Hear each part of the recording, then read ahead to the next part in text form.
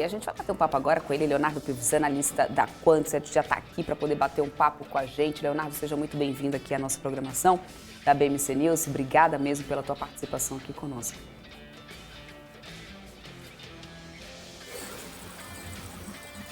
Seja bem-vindo, Leonardo.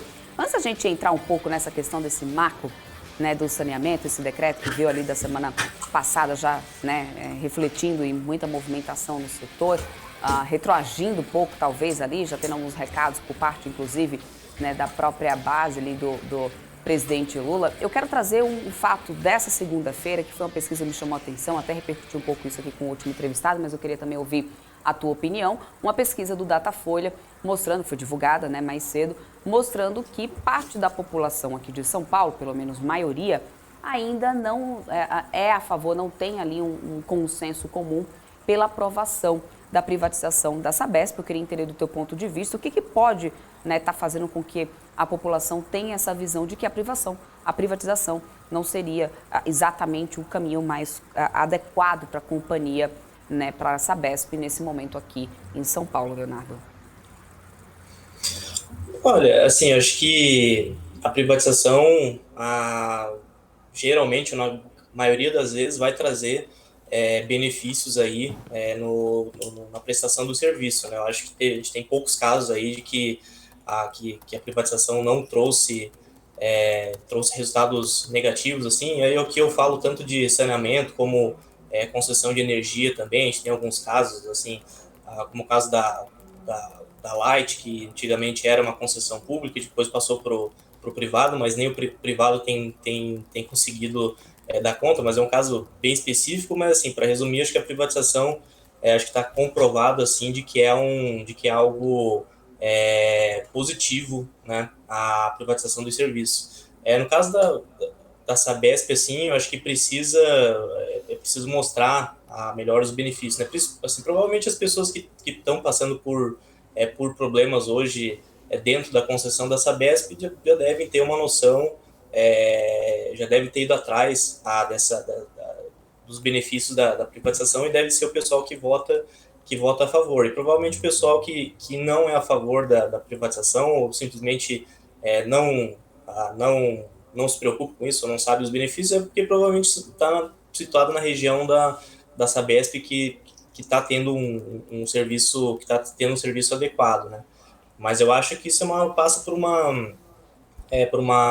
um ciclo ali de conscientização, de mostrar para as pessoas de que a privatização, na maior parte das vezes, vai trazer benefícios positivos, e principalmente para o saneamento, né, já que é um setor que carece muito, é um setor bem ineficiente aí, já que a maior parte dele é estatal, e assim deu para ver que na maior parte dessas regiões as concessões, tanto estaduais como as empresas estaduais de saneamento, e também as que são municipais, né, que tem a concessão municipal, grande parte delas, principalmente no norte e no nordeste, fornecem um serviço precário, né? Então, eu acho que passa por demonstrar que tem como demonstrar para a população que tem como melhorar os serviços, e isso, na maioria das vezes, vai acontecer pela privatização dessas empresas, que muitas vezes estão passando por dificuldades financeiras, dependem de subsídio, e por isso investem pouco, e isso acaba resultando lá na ponta num serviço precário, né? Maravilha. Inclusive, nós temos essa edição dos decretos que mudam fundamentalmente o marco do saneamento. No entanto, o marco do saneamento ele foi muito propagandeado pelas casas legislativas nos anos anteriores, ou seja, foi mais uma pauta de casa legislativa, de Congresso, de Senado, do que uma pauta de executivo. Inclusive, nós tivemos ali um bom engajamento de deputados e senadores para aprovação desse marco. Inclusive, nós temos algumas companhias deixando associações representativas, inclusive a Copasa, nós tivemos a Sabesp, nós tivemos outras companhias do setor de saneamento, depois da edição desses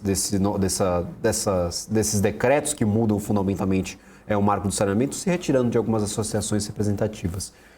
A gente pode adotar essas mudanças promovidas pelo Executivo como mudanças absolutas, como mudanças já consolidadas, ou o mercado ainda está vendo ali, por exemplo, no Congresso ou nessas companhias, uma possibilidade de voltar atrás com essas mudanças? Como que está sendo precificado neste momento? É uma mudança definitiva ou há essa expectativa de que, batendo no Congresso ou sendo discutido amplamente ali pela sociedade e pelas empresas, essas mudanças elas devem cair? Qual que é o seu sentimento em relação a essas edições, Leonardo?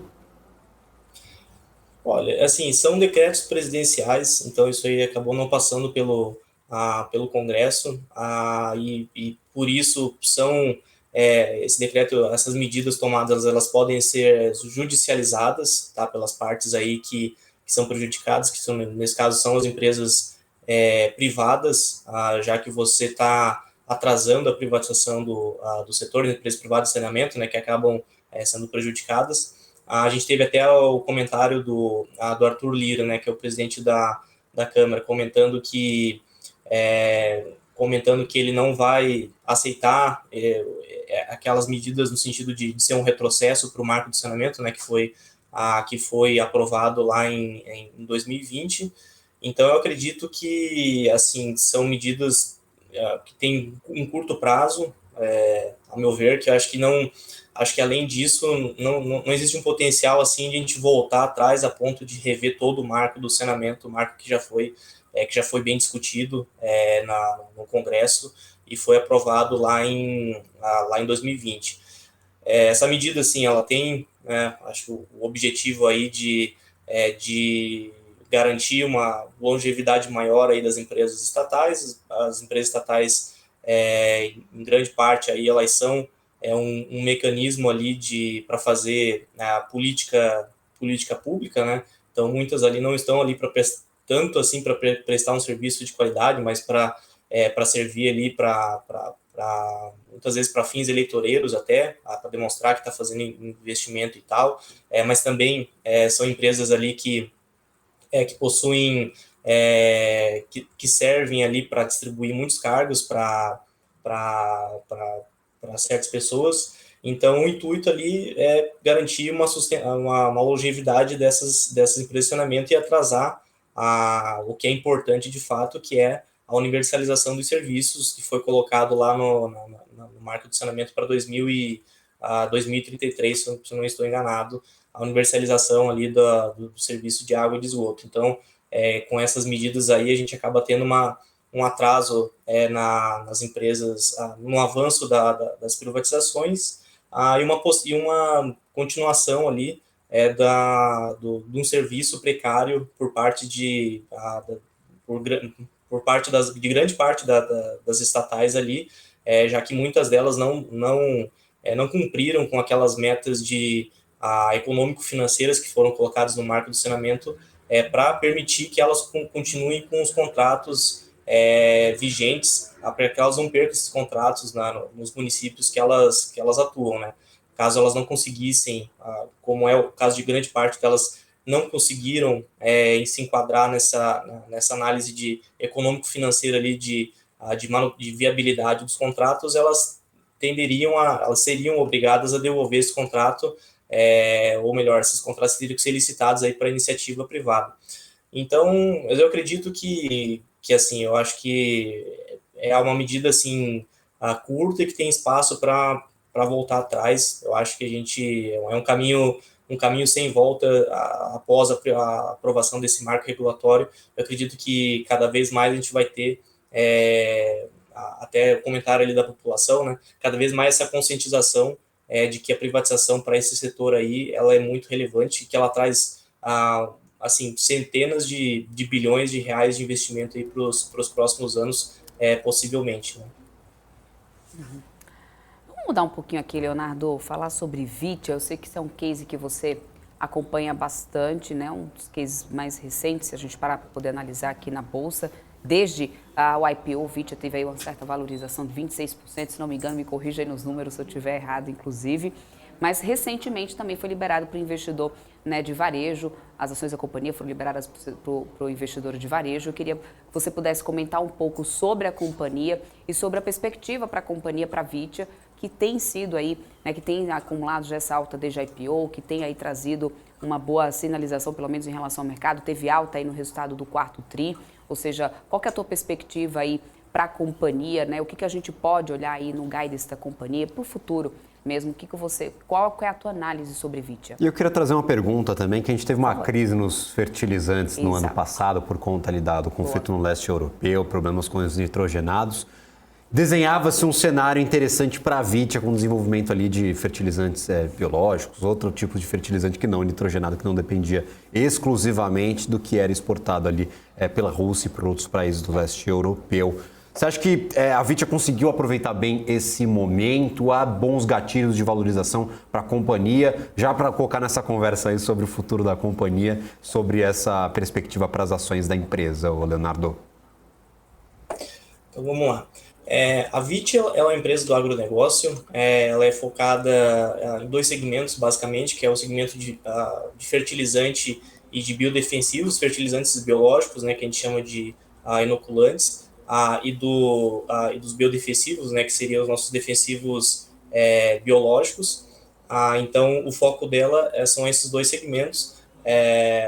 O setor de biológico como um todo, né, tanto fertilizante como biodefensivos, é um setor que cresce a taxas altas. O setor de fertilizante biológico, que é o inoculante, é uma tecnologia um pouco mais antiga, então a empresa começou isso há décadas atrás, justamente com essa parte de inoculantes. Então ela cresce a taxas um pouco mais baixas do que os defensivos, que eu vou falar depois, mas ainda assim ela continua ganhando mercado sobre os defensivos, sobre os fertilizantes químicos, que é um setor que também cresce, mas você ainda tem o setor de fertilizantes biológicos crescendo a dígitos duplos ali, né?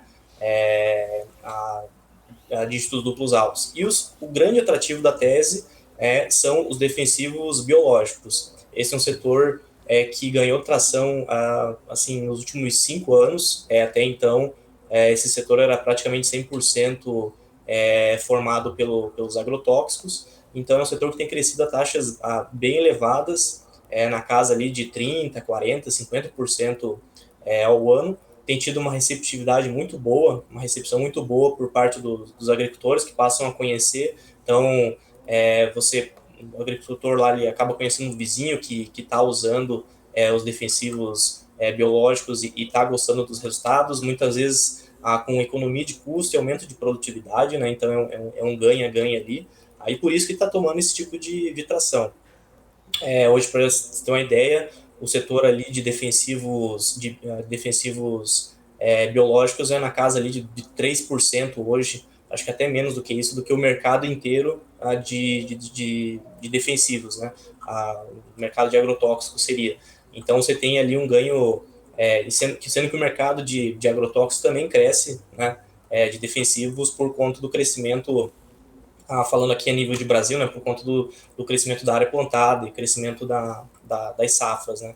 Então, assim, dá para ver que é um setor bem promissor, é um setor com margens muito altas, falando especificamente do setor de defensivo biológico, você tem margem bruta ali na casa de 80%, então é um setor bem rentável. Além desses 2 segmentos, a empresa tem outros segmentos menores, tem até o segmento de organomineral, que também que aí inclui o nitrogênio, né, como matéria-prima, que foram dos setores que foram impactados por essa crise dos fertilizantes que aconteceu ano passado. Mas ela tem uma outra categoria de produto também, que são os fertilizantes especiais, que seria uma espécie de suplementação ali para a nutrição da planta, e isso acaba trazendo um aumento de produtividade maior para o produtor. Então, conforme o produtor vai querendo aumentar a produtividade dele sem ter que aumentar a área plantada, ele parte para essas novas tecnologias, produtos de maior valor agregado, além do fertilizante tradicional, e a Vitia tem um portfólio de produtos também para atender o produtor. Mas só para resumir, assim, a grande atratividade da tese são os biológicos, especificamente, né, o defensivo, o biodefensivo, dado que é um setor assim que pesquisas internacionais aí mostram, esse é um efeito global, não é só aqui no Brasil, o crescimento dos biológicos. Você tem bastante empresa investindo nesse setor, bastante empresa do agro internacional que está reconhecendo, que está percebendo que está tendo essa virada de mercado, e é um setor que, assim, um tanto resiliente a crises, por assim dizer.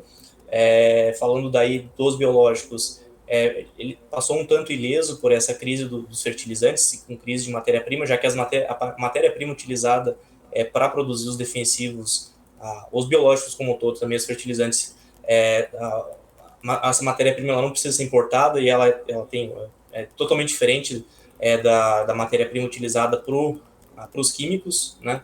Então a empresa ela não foi impactada por essa crise, e eu acho que, assim, para resumir, a gente consegue projetar um crescimento bem interessante para ela para os próximos anos, com essa expansão de mercado dos biológicos sobre os químicos, e a empresa sendo uma das líderes ali, ganhando market share dentro de um mercado que também cresce a taxas bem elevadas. Acho que, resumidamente, era essa a tese da companhia.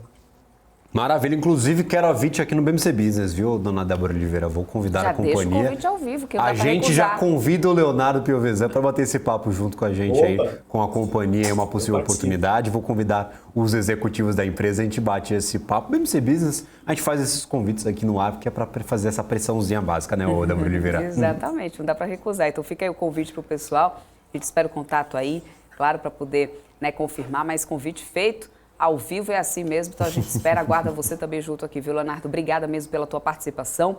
Esperamos você mais vezes aqui na nossa programação. Valeu, pessoal. Agradeço o convite. Até a próxima.